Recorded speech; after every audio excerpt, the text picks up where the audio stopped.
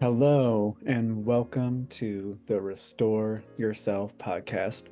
I am your host, Timothy Waterman.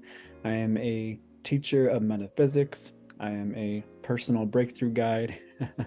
I also refer to myself as a channel of universal wisdom, a spiritual guide, you could say.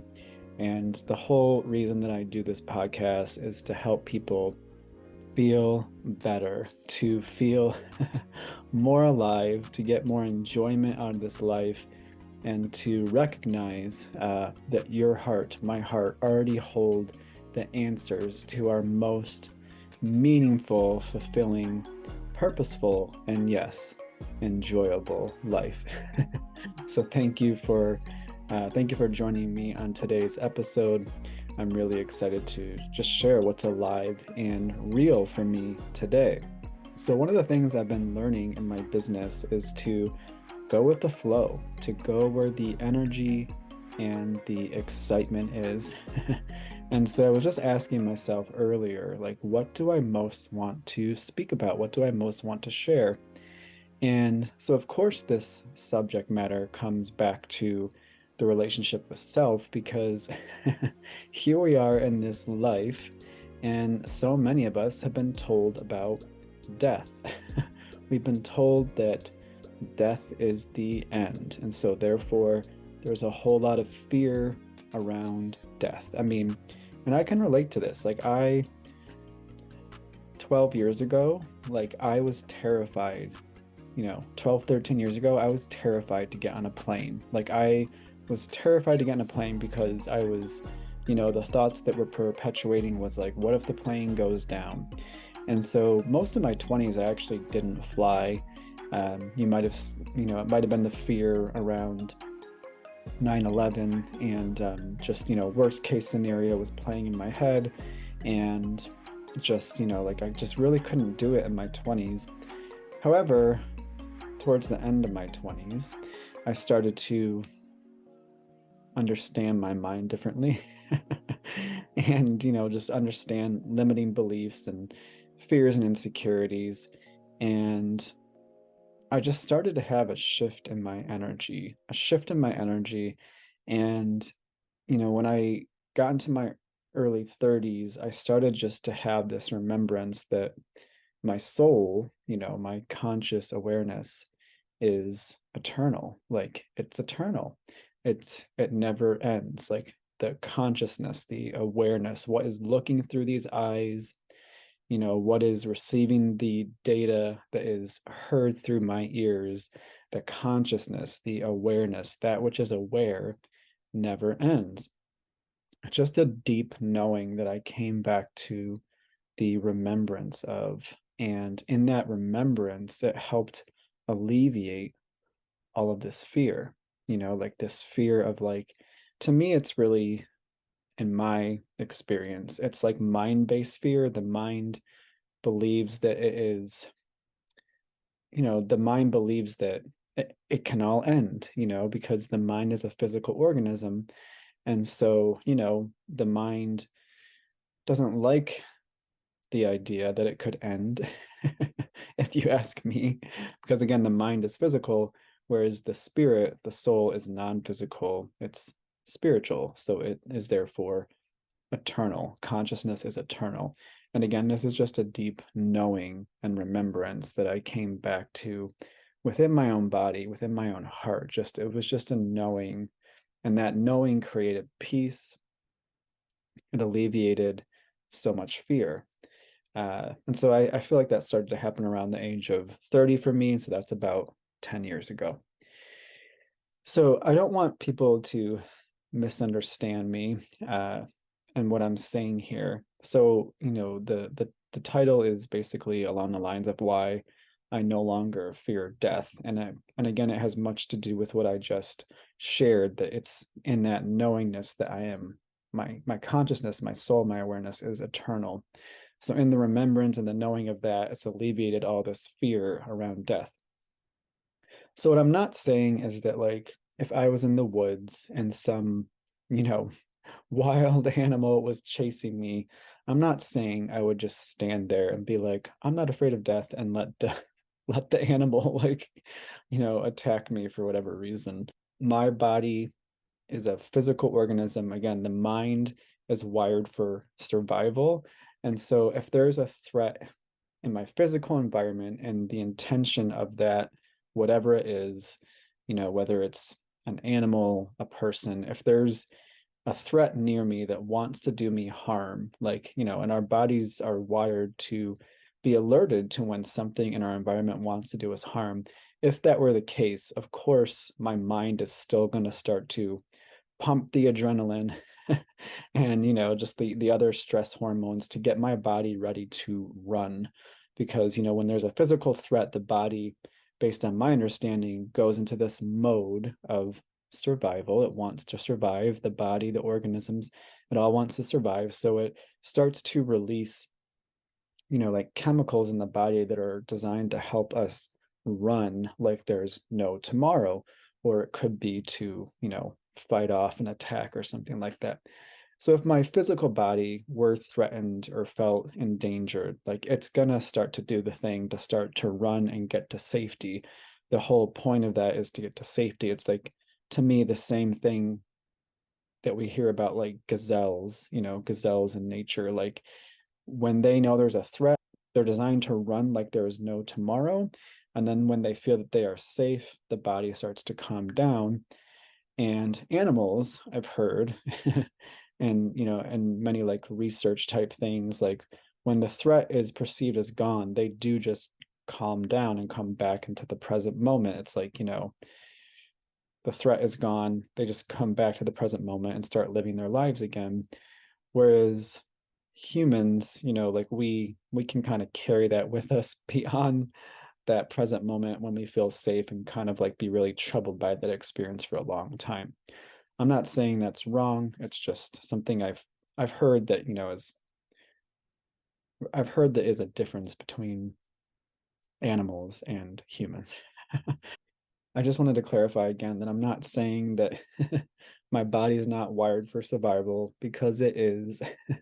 It's going to do what it needs to do to get to safety. That's going to happen. What I am saying is that what shifted for me is that I no longer live my day to day in this kind of consuming, like, what if I die? What's after death? And, like, how do I avoid it? Like, there used to be that looming kind of like shadow hanging over me. And that has not been hanging over me for a very long time, a very, very long time. Have there been instances where my body, my mind did feel like there was a threat in the environment? I mean, yeah, both living in a big city for a long time and also being out in very remote areas of nature, there's been times where my mind felt that there was potentially a threat in the environment. And so it would wire my body to be ready to run type thing. Thankfully, all of those instances, everything was completely fine. But again, to me, what I'm really honing in on is that looming, what if I die? What's after death? Like all of that has just, it went away. And to tie back around to flying on planes, like, yeah, all of my 30s, anytime I've had to fly in a plane, I've just felt such a peace about it. And a big aspect of that is really learning how to stay in the present moment.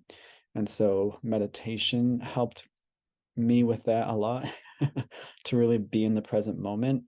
And so I developed like this game on planes where I just tell myself, oh, I'm just in this room, this container, and it's just moving.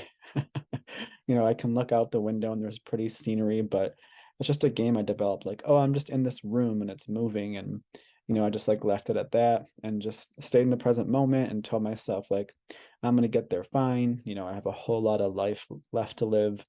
Feel that deeply, so much life left to live. And yeah, my 30s, it's been a non-issue. I just feel at peace, anytime I have to fly.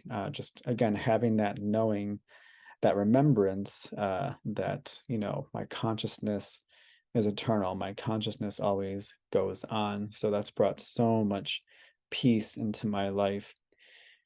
A couple things I wanted to share on this subject that actually helped me again to have this really sense of peace in my life. I guess you could say some supporting details. One that really was beneficial early on, this is probably many years ago, was discovering the story of Anita Moorjani. Anita Moorjani has published more than one book, the first one being called Dying to Be Me. And then the follow-up book is called What If This Is Heaven? These are the two that at least I'm aware of right now, and I actually own both of those books on audiobook. And so bringing up the first book, Dying to Be Me, what stood out to me about Anita's story was that she actually did come as close to death as one might be able to. She had a very aggressive form of cancer, and in the book, the way I recall it was that she talked about that when she almost did actually die, like her body was pretty much like skin and bones. Like she kind of didn't even like look like a person anymore. And her awareness, her consciousness did leave her body. She saw she saw her body from outside her body. And she spends time in what she calls the other realm, which is, to me, the way she describes it is the oneness that we all are. She went into the oneness as a point of consciousness, a point of awareness. To me, that's the eternal aspect of us. And she saw what was happening to her body in the hospital room. She was able to see what was going on down the hallway in the hospital, like conversations that were happening amongst the staff about her. She describes being able to see her brother flying on a plane to try to come be with her body before her, before she let go of her body. And the things that she describes in that book about, you know, being in the other realm, or the isness, the oneness, the consciousness that is eternal, was pretty, like, just pretty incredible, and it spoke to me deeply. I felt it in my heart and my soul, and that just felt like just supporting evidence to that knowing that I already had. And then also, I just become aware of many other what are referred to as near-death experiences. And so to clarify, um, Anita's awareness did come back into her body. It's a pretty cool story that after her soul, her awareness decided to come back into her body. She was out of the hospital, I think within just like 4 weeks or something like that. She describes it in the book, but the way I'm remembering it was about like 4 weeks or something. She was out of the hospital, and the doctors were kind of like, we don't understand how you recovered this quickly. And in the book, she talks about like it was just it was a soul commitment to come back and to live. And so when her soul came back with that, like, I'm going to be here, I'm going to live this life, I'm going to live it differently, like her body recovered really quickly. And she talks a lot about in that book that one of the biggest things that that led her to that space of that near death experience was a lot of fear, and also not being herself. She had a lot of fear in her life in general, and then she also just wasn't being her authentic self. And so between those two things, it just um, led to this decay of her human body. And when she was in the other realm, the isness, she was able to see, like the choices that she had made in her life thus far that had a lot to do with fear and a lot to do with not being herself. And so when she was able to see that clearly from the soul perspective, from the oneness, the isness, she had that information coming back into her body to realize that she could choose to live differently beyond so much fear and beyond so much denial of her true self. So it's an amazing story. I highly recommend it. And then where I was about to shift into, I wanted to circle back and make sure I kind of closed up that point. But what I was about to get into is that I've also just become aware of so many other what are often referred to near-death experiences. And Zach Bush, I love Zach Bush, and he's done a lot of great interviews. And I remember I heard him, I believe it was on the Rich Roll podcast, tell a story of how he was a doctor, and he described this one night where, he was involved with, but the people were on the table, and, him and his team were there to help, try and keep the people alive, resuscitate them.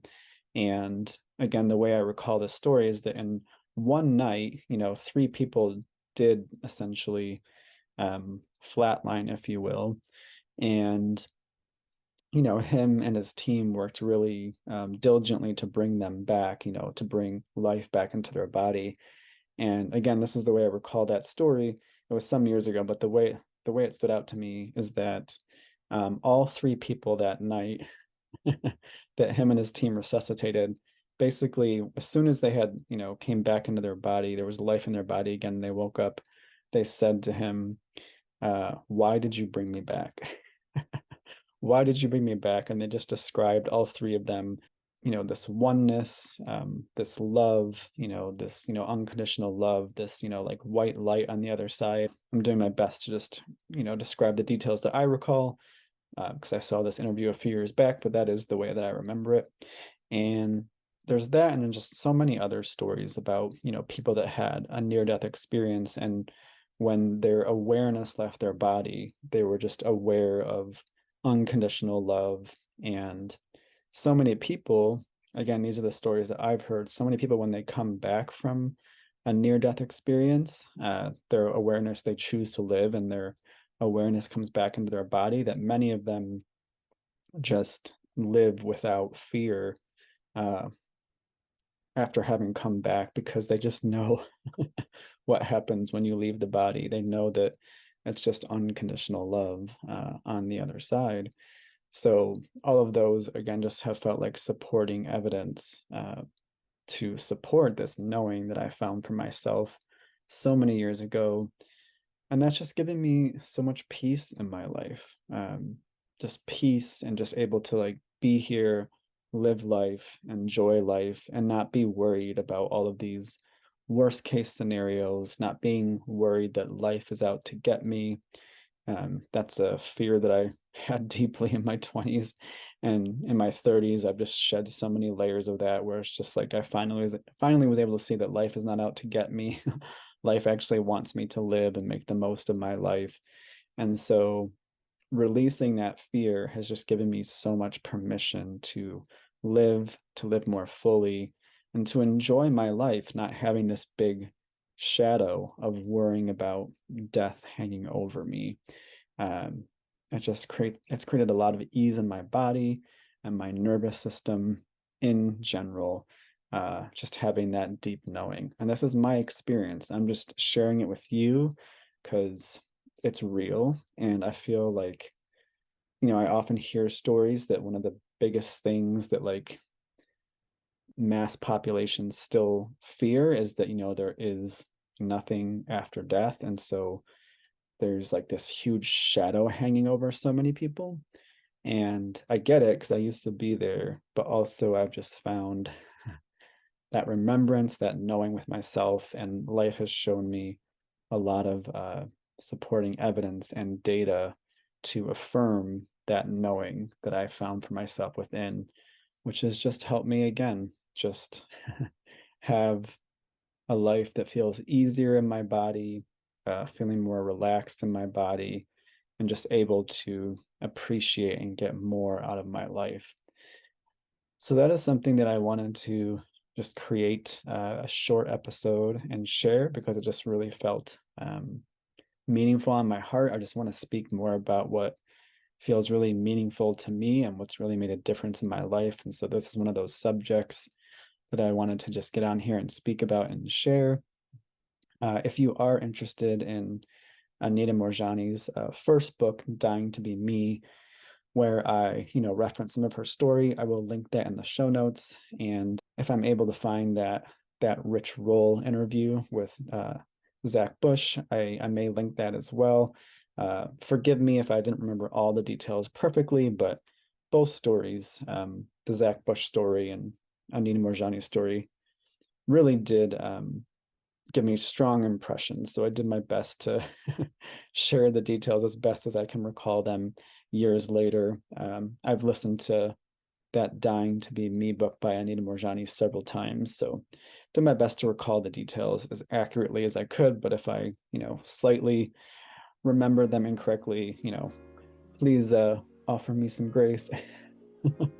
But again, that's what I recall to the best of my ability. So I hope this has been helpful to you. If you want to know more about me and the services that I offer, you can find them in all my relevant links in the show notes, including just, other platforms that you can view my content, my material, my messages on. That's all going to be linked in the show notes. And yeah, if you ever feel like you might want to explore some personal breakthrough work with me or spiritual guidance, again, all those relevant links will be in the show notes. So thank you so much for taking the time to watch or listen today. If you have enjoyed this episode, just know that there's a number of ways that you can spread the word. You can, of course, share a link with a friend, by email or text message. You can post this episode on social media. Depending on the platform, you can give it a like or give it a star rating or leave a comment or a review. All of those are ways that you can help spread this message if it's really been important and meaningful to you. And then also, this is a listener-supported podcast. So if you would like to support me in the production of this podcast financially, there will be a link at the end of the show notes where you can do that if you feel so called. So thanks again. Great to have you here. And I look forward to connecting and sharing more messages on a future episode. Until then, much love and namaste.